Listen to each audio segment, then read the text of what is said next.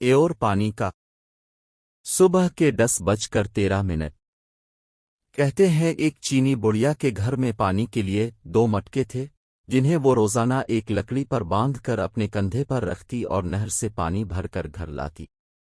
इन 2 मटकों में से एक तो ठीक था मगर दूसरा कुछ टूटा हुआ।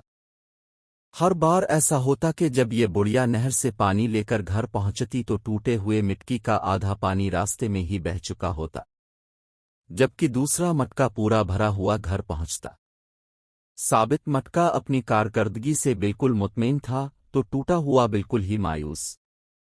हता कि वो तो अपनी ज़ात से भी नफरत करने लगा था कि आखिर क्योंकर वो अपने फ़राइज़ को इस अंदाज में पूरा नहीं कर पाता जिसकी इससे तवक्को की जाती है। और फिर मुसलसल 2 सालों तक नाकामी की तलखी और कड़वाहट लिए टूटे हुए घड़े ने एक दिन इस औरत से कहा, मैं अपनी इस माजूरी की वजह से शर्मिंदा हूँ कि जो पानी तुम इतनी मशक्क़त से भरकर इतनी दूर से लाती हो, इसमें से काफ़ी सारा सिर्फ मेरे टूटा हुआ होने की वजह से घर पहुँचते पहुँचते रास्ते में ही गिर जाता है।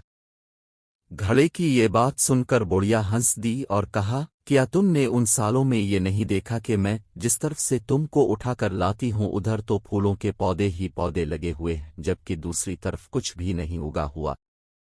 मुझे इस पानी का पूरा पता है जो तुम्हारे टूटा हुआ होने की वजह से गिरता है, और इसीलिए तो मैंने नहर से लेकर अपने घर तक के रास्ते में फूलों के बीज बो दिए थे ताकि मेरे घर आने तक वो रोजाना इस पानी से सैराब होते रहा करे।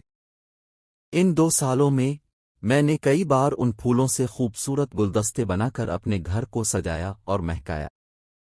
अगर तुम मेरे पास न होते तो मैं इस बहार को देख ही ना पाती जो तुम्हारे दम से मुझे नजर आती है। याद रखिए कि हम से हर शख्स में कोई न कोई खामी है, लेकिन हमारी यही खामियां, माजूरियां और ऐसा टूटा हुआ होना एक दूसरे के लिए अजीब और परतासीर किस्म के ताल्लुकात बनाता है। हम पर वाजिब है कि हम एक दूसरे को उनकी खामियों के साथ ही कबूल करें। हमें एक दूसरे की उन खूबियों को उजागर करना है जो अपनी खामियों